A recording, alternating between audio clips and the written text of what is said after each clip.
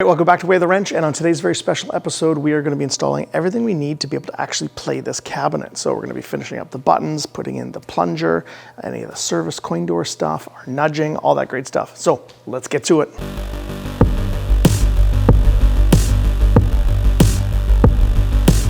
All right, so first thing up, this cabinet needs an input controller. And what I mean by that is when I push the button on the side of my cabinet for my flipper button, that is an analog press. We need something to be able to convert that to a digital signal and send it to the PC. And then that way the computer goes, oh, hey, this guy wants to press the right flipper, and it happens in our game. Now, there is a ton of different options for these controllers out there, so I'm not even going to list them all. However, I wanted to try to make this easy for you guys, so I went with a kit. Now, I went with the Virtuapin plunger kit. This one happens to be version 3, and everything you need should be in here to get you going with all your buttons and your nudge and your plunger and all that stuff. So part of this kit has a board called a kl25z board, which is very common for these controllers. So let's take a look at where we're going to mount this. So this is the kl25z board that comes with your kit. Now this has a built-in accelerometer so that when you nudge the cabinet left and right and forward, this will pick it up. Now in order for it to do that, this has to be mounted solidly to the cabinet so that when you bump the cabinet, it bumps this and it picks that up. Now, I don't want to mount this right to the bottom of the cabinet, which is where they're suggesting it, because I've got my base shaker, which is pretty much right there, and it's going to shake this around, and it will probably think I'm nudging this, and I don't want the ball to be shaking around. So what I'm going to do is I'm going to mount it on a board, and then I can place it close to the bottom of the cabinet, and it will still be attached directly to the cabinet, so when I nudge it, it will shake that. Now, I think this might actually make it a little easier as well to kind of do the wiring. And since I've got a whole board going from left and right, I can also put some other components like my amps and things like that. That way I can reach through the coin door and adjust them. Now, important thing to note with this kl25z board, when you mount it, this should be as square as you can to the cabinet. Try to get it as flat or as level as possible. There is a little bit of auto calibration in there every time you turn it on, but it helps to have it starting in the right spot as opposed to being way off. And the Virtuapin kit says that you have to have the USBs facing the left, to the left side of the cabinet. And then it also gives a warning that when you screw this down to a board or something like that, you have to watch that you don't over tighten and cause damage to the board. So let's go cut this piece. For my cabinet, it's going to be just under 25 inches wide. And then probably I'm going to make it about 4 or 5 inches. And where I place it, I'm going to place it just above the base shaker so it doesn't touch it. But I have to watch that I am away from my toggle clamps and from my subwoofer and anything else that it might encounter. Now, I don't want to put it right over the holes where my air vent comes either, so I'll probably have it somewhere about here.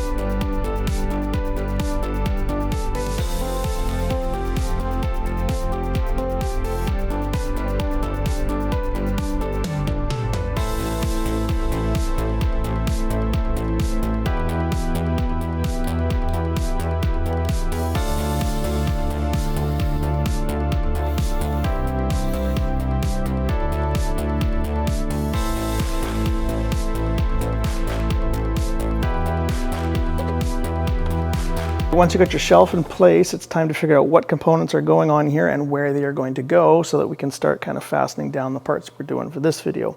So I'm going to put my kl25z board roughly here. I've got some terminal blocks or barrier strips here for quick disconnecting of the wires, and then for future surround sound feedback, I've got my 2 amps and my external sound card that are roughly going to go there.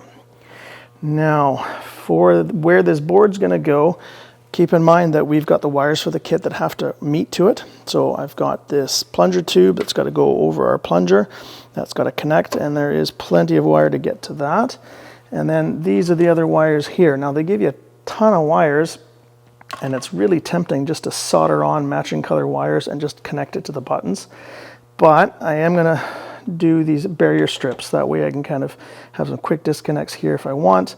And then this excess wires I can hide underneath this board by just drilling a hole, feeding the wires down through, and then back up through a different hole to just connect to the barrier strip, and that would look a lot prettier up here. So let's start fastening this down then.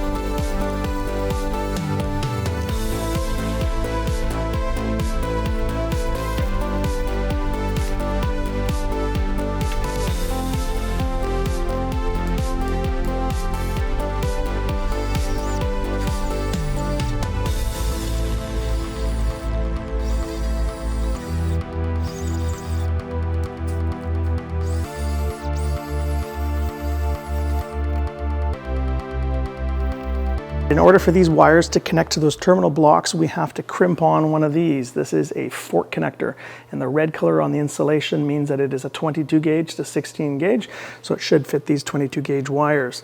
So strip about, I don't know, 1/4 of an inch off the end of the insulation, crimp on these guys, and do that ahead of time so that you don't have to be working down inside the cabinet to do that.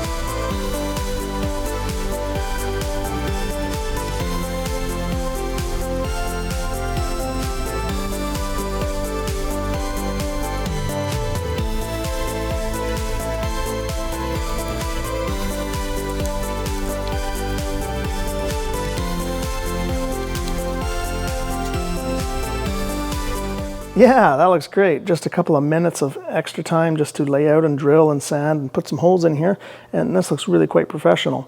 Now the excess wires underneath, just wrap them up nice and tidy, put a couple zap straps and maybe attach them to the bottom side of the board. That way they are not loose and getting in the way. Now, just a side note, for you when you're ordering these terminal blocks, I would go with probably a 9 or a 10 terminal connection block. These are only 8. So it pretty much did the job, but I was short by 1. And so what I did is I looked down the list from Virtuapin, and there was one for looking at the back box. That's what this blue is. That's an FX3 thing. I'm not going to be looking at the back box. The back box is on this cabinet. So I'm going to leave this disconnected and see if that's an issue later, but I don't think so.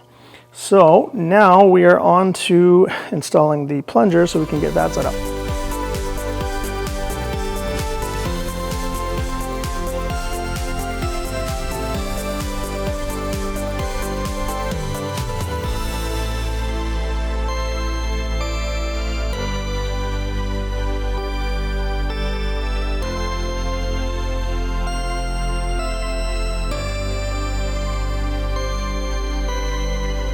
Cool, the plunger is now in, but we still have to put all the buttons in and the coin door before we get that all calibrated. So we're going to do that now.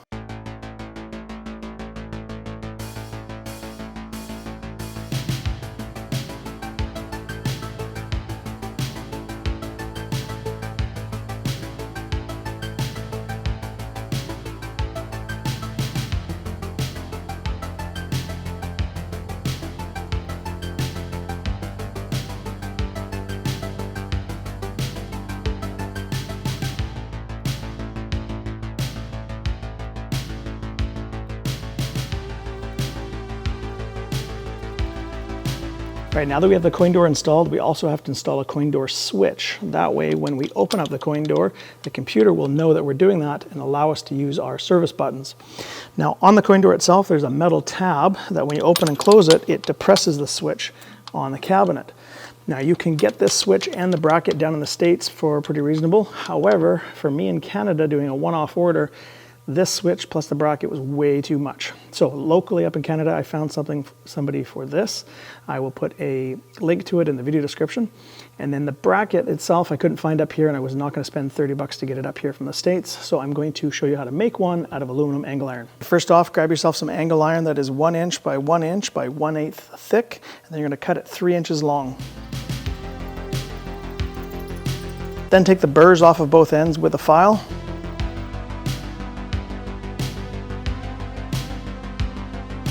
Now what we need to do is lay out and put a rectangular hole in here, right in the center this way and the center this way, so that it fits this part. Now when I measured across here, you should make a rectangle that is 1.5 inches long by a little bit over 0.5. So I'm getting 0.515 for the other way.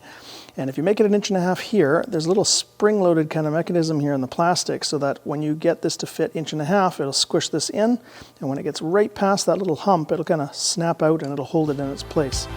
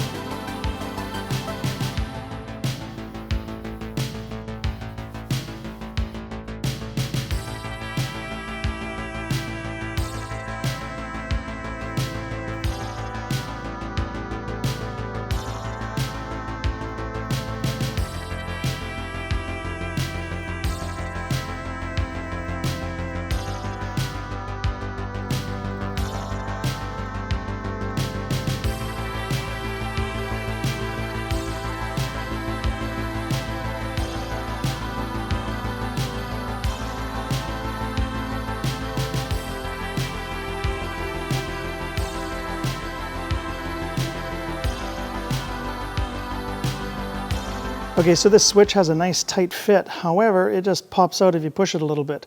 So if you look at the little springy sides on the plastic, there's a bit of an angled kind of piece.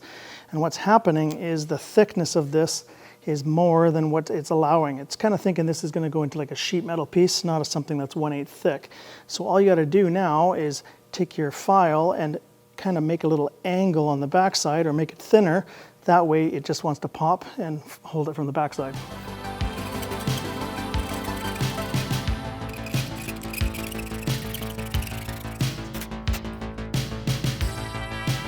Just a touch more, it's almost there.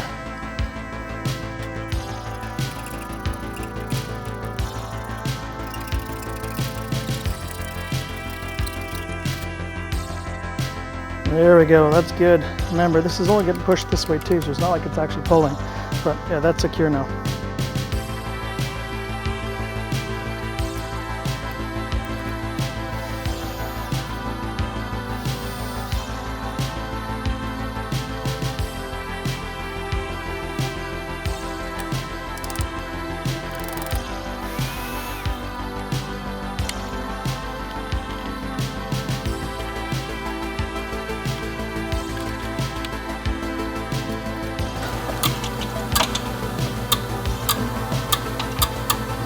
All right, here comes the fun stuff that a lot of people have asked for. So we got to do the wiring now. Every single button and switch that we just installed has to get connected to the kl25z board. Now, each button is going to have a signal wire, which we're going to match the color that is included in the Virtuapin kit. And then after you press the button, that signal has to go through the button and then come back to the common or the ground, which is the black wire.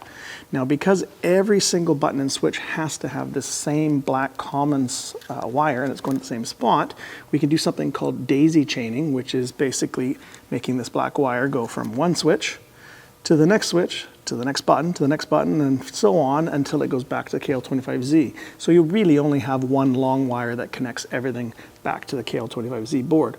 So we're going to do that right now, and we are only using 22 gauge wire because it is just a signal, an electrical signal wire. There's no power in there, so we don't have to worry about the wires melting or anything like that.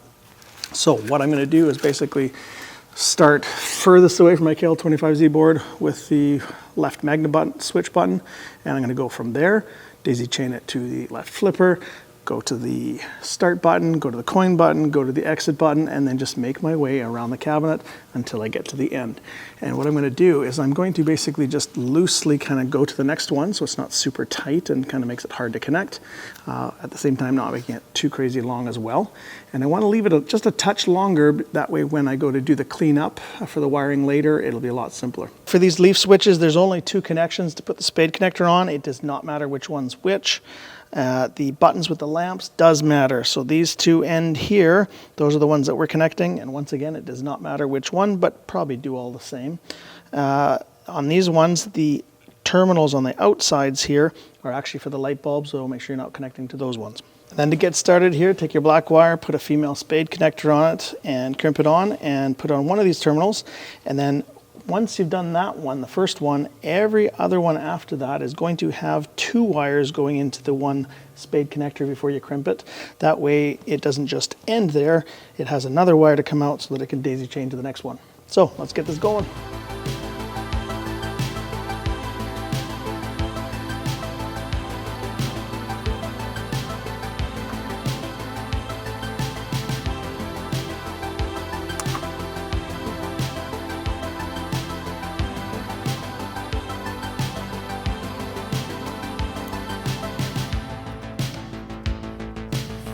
And then just continue on.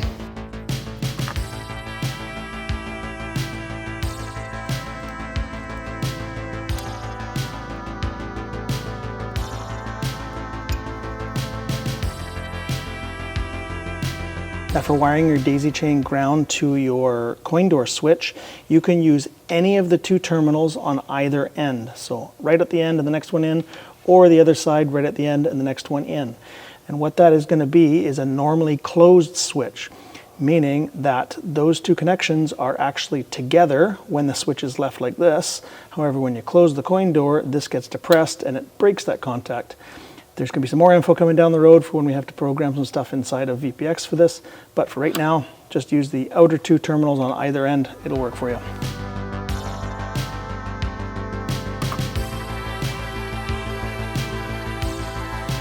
Now when you go to daisy chain to the ground for all of the buttons and switches on the coin door, you've got the next kind of thing to figure out. So a very, very simple way of doing this would be to take your brand new, nice, expensive coin door and hack off this connector, and then you just literally start crimping and soldering onto the connections that are left. Or on the MGRNet website, he's got some suggestions for, there's like a Z adapter that you can kind of put together and another Molex connector.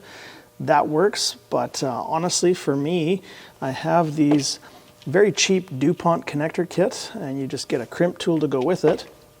And these are the perfect size to go down into there, and they actually connect, like they click. And for right now, all I'm going to do is do one wire for the black ground wire that's on here.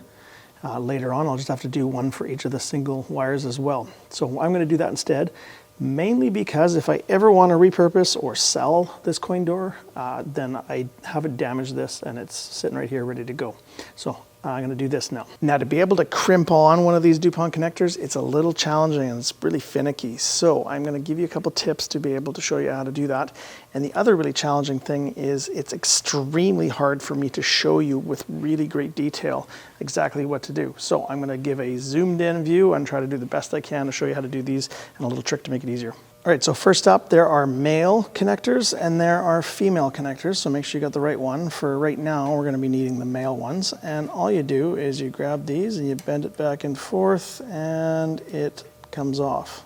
Okay, now let's zoom in and see if I can show you the next step. Now when you're looking at the DuPont connector, from the end here, these little triangle kind of wing shape ones, they're going to grab onto the insulation of the wire.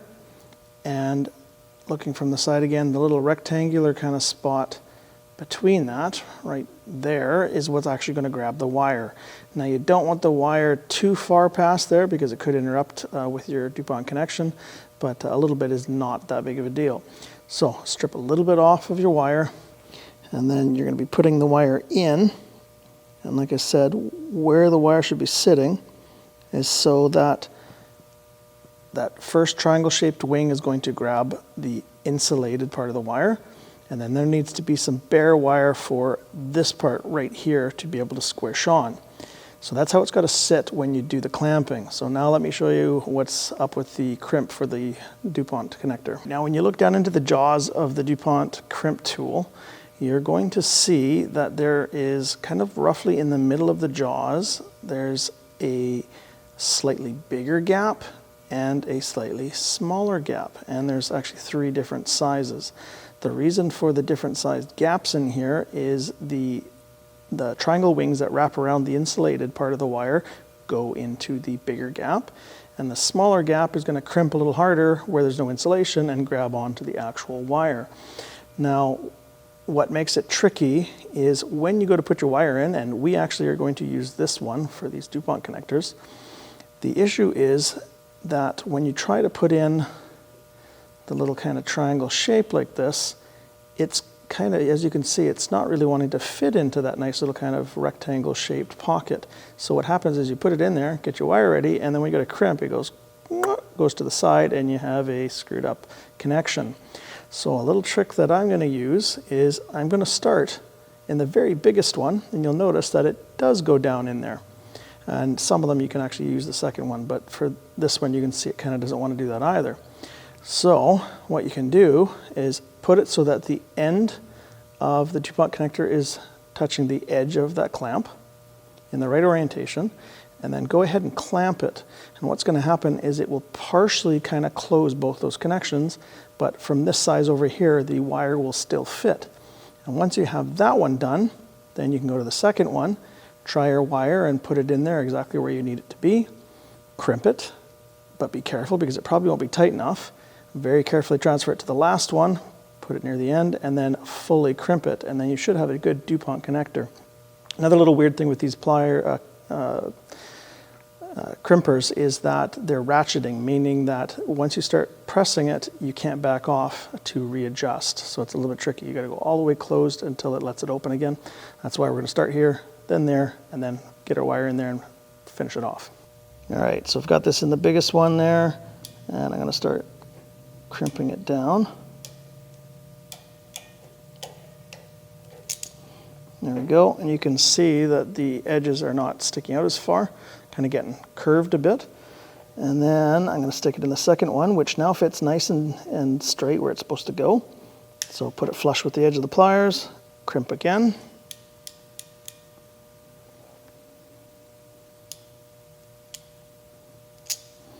And now we're ready to put the wire in, and you can see that it is a better fit to the very last one where we're just going to crimp onto the wire. So let's put our wire in now. Okay, so now that I've got the wire and the insulation where it needs to be, put it in the last one. Like that. Once again, the edge right lined up with it. Do your final squeeze all the way down. And relax it. Pop it out. Give it a little tug test. Make sure it's nice and strong. Oh yeah, that ain't going anywhere. So hopefully that was good enough viewing to be able to see and understand what's going on. So now we can continue our daisy chain. Now for this launch ball button, we are going to want to have this connection here and this one here. The other one behind it is to make it a normally closed button, but for this one we want normally open.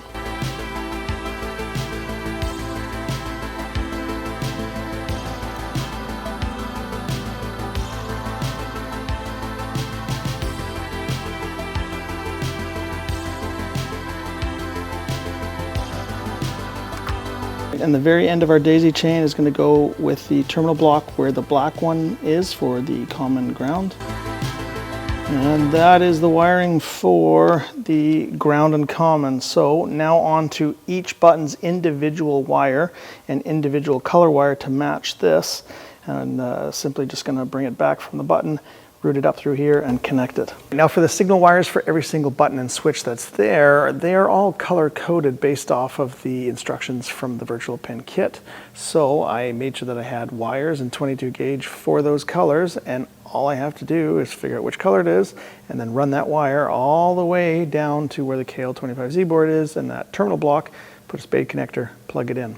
So for example, right now I'm going to start at the far side of the cabinet with my left MagnaSave. So right here it's white color, so I'm going to be using this white wire and running it to the appropriate white color wire on the terminal block. All right, so I'm going to show you with one wire how I'm going to lay this out and figure out the length of the wire, and then after that it's just basically doing the same thing to all the various buttons and getting them back to this terminal block. So once you've got your spade connector plugged into the button you need, kind of loosely go down to the corner, hold it there, and then basically run it all the way across the cabinet to the other side. Hold it there, run it along that side of the cabinet underneath this little wood shelf, and then leave yourself enough room that you have enough loose connection that you can actually get to the white connection on the terminal block. Make a little fork connector, crimp it on, put it on, and then it's just repeat after that. Now, I'm not too worried about loose wires right now, but I need to make sure that they're loose enough and that they can get to where we need to. When we do the complete teardown and paint and vinyl and put this back together, then we will focus on cleaning up these wires and making it look so a little bit more pretty.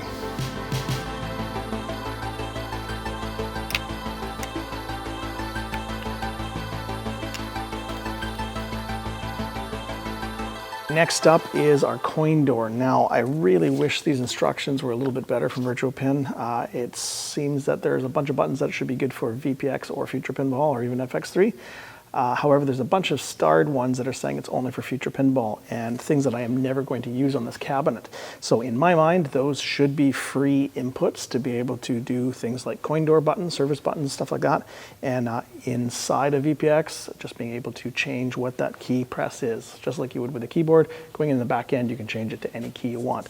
So hopefully this isn't a mistake down the line, but so for right now, I have a bunch of these that I'm going to use and repurpose for the coin door.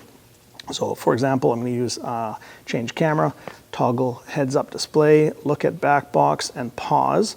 And some of these you might be thinking, oh, I really would like to have a pause button on my cabinet. Well, you can include a shift key in here so that now every single button on this whole cabinet can be used as another function just by holding down a certain shift key.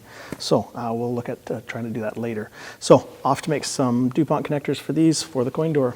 As for knowing which color wire does what on the coin door, I'm going to refer you to mgrnet.org, the Holy Bible, to just take a look at the coin door wiring section. And it'll be able to tell you which wire is which color depending on your coin door that you purchased. So take a look at that and then make your DuPont connectors. Okay, all the buttons and the coin door stuff is now set up here, and because I did some slight changes from the instructions, I just took a pencil and made a rough note for myself so that I know which ones are going to the coin door. So it'll be easy for me to change in the back end of VPX. And I will probably eventually print this out nicely and put it on the inside of the cabinet. So future times down the road when I'm trying to figure out what colors are what, instead of tracing everything back, then I can just refer to this. All right, as per Virtuapin's instructions, before we turn the computer on, we're going to make sure this USB is plugged in. And if yours is not long enough to reach your computer like mine, you're going to have to use a USB extension. Cool, we got our coin door, buttons, and plunger installed and wired up and ready to go. However, I'm going to do the dreaded part 1 and cut this 50-minute video up into some smaller chunks for you. And the next part of this video, which I'm going to upload toot sweet, is going to be all the back end work. So we're going to go into Visual Pinball, Future Pinball, Pin Up Popper, and make sure that our buttons are in there doing the right thing for those systems, get the accelerometer workings for our nudge, and get our analog plungers working properly like they should. So look forward to that video. That'll be up right away. If you have any questions about what we did in this video, feel free to put a comment down below and I will help you out as much as possible. And if you haven't already, why don't you join us on Instagram, show your support for the channel, and follow. Until next time, take it easy.